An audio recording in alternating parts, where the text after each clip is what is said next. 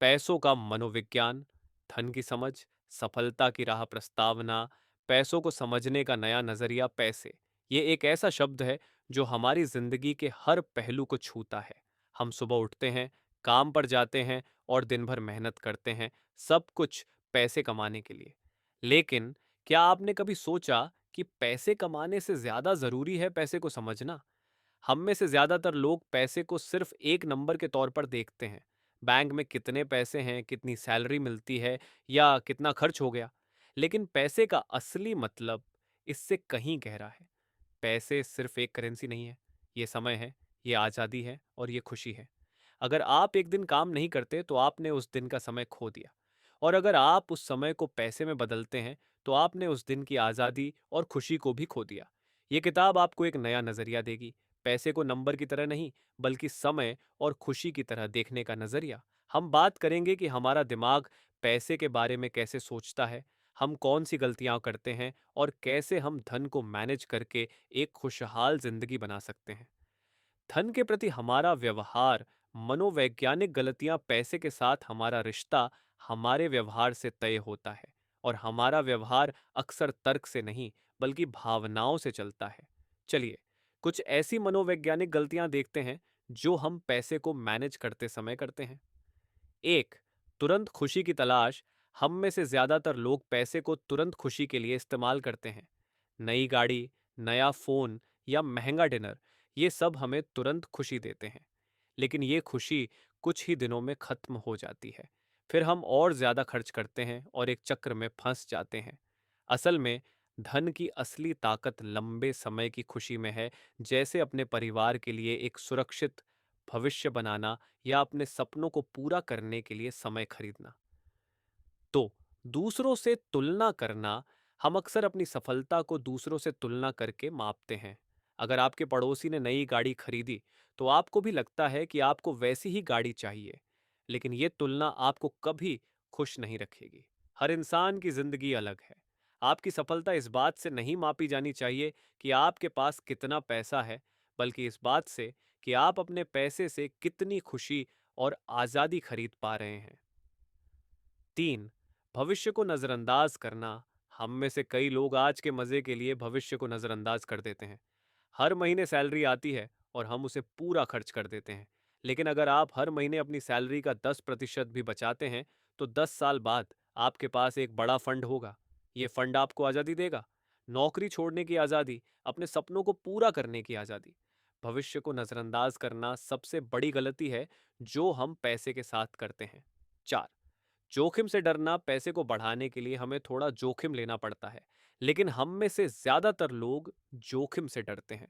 हम अपने सारे पैसे सेविंग अकाउंट में रखते हैं, जहां ब्याज बहुत कम मिलता है। लेकिन अगर आप थोड़ा जोखिम लेकर म्यूचुअल फंड्स या स्टॉक्स में निवेश करते हैं तो आप अपने पैसे को बढ़ा सकते हैं। जोखिम से डरना हमें अमीर बनने से रोकता है। धन को मैनेज करने के 5 सिद्धांत। अब जब हमने अपनी गलतियों को समझ लिया तो चलिए बात करते हैं धन को मैनेज करने के 5 सिद्धांतों की। ये सिद्धांत आपको अपने पैसे को समझने और उसका सही इस्तेमाल करने में मदद करेंगे। सिद्धांत 1, पैसे को समय के तौर पर देखें। पैसे को नंबर की तरह नहीं, बल्कि समय की तरह देखें। मान लीजिए आप हर महीने 50,000 रुपये कमाते हैं और आपका खर्च 40,000 रुपये है। इसका मतलब आप हर महीने 10,000 रुपये बचा सकते हैं। अगर आप हर साल 1,20,000 रुपये बचाते हैं तो 10 साल में आपके पास 12 लाख रुपए होंगे। ये 12 लाख रुपए आपको समय देंगे, अपने सपनों को पूरा करने का समय, अपने परिवार के साथ बिताने का समय। जब आप पैसे को समय के तौर पर देखते हैं तो आप उसे बर्बाद करना बंद कर देते हैं। सिद्धांत तो 50-30-20 नियम का पालन करें। अपने पैसे को मैनेज करने का सबसे आसान तरीका है 50-30-20 नियम। अपनी सैलरी का 50% जरूरतों पर खर्च करें, जैसे किराया, बिजली और राशन।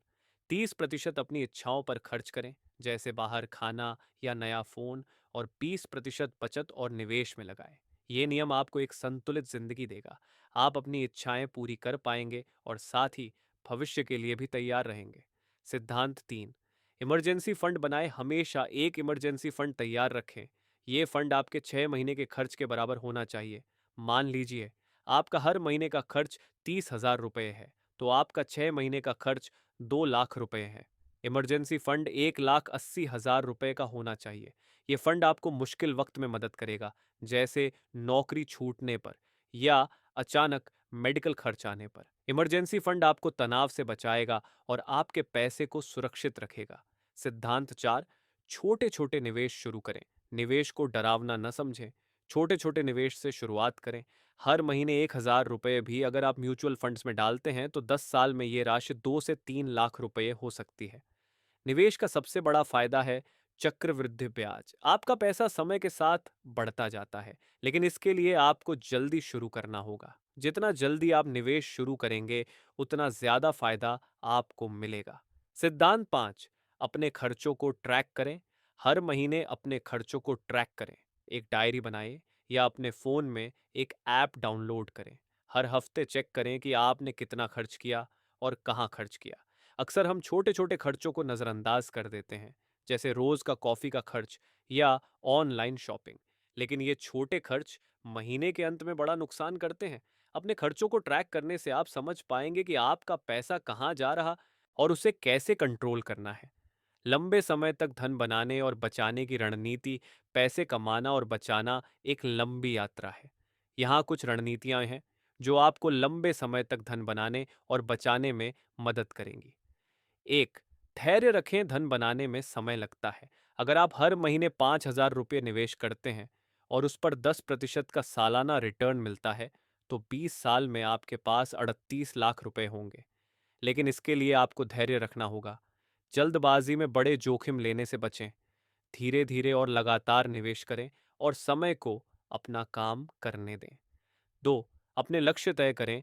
धन बनाने के लिए अपने लक्ष्य तय करें, जैसे 5 साल में 10 लाख रुपए का फंड बनाना या 10 साल में रिटायरमेंट के लिए 50 लाख रुपए जमा करना।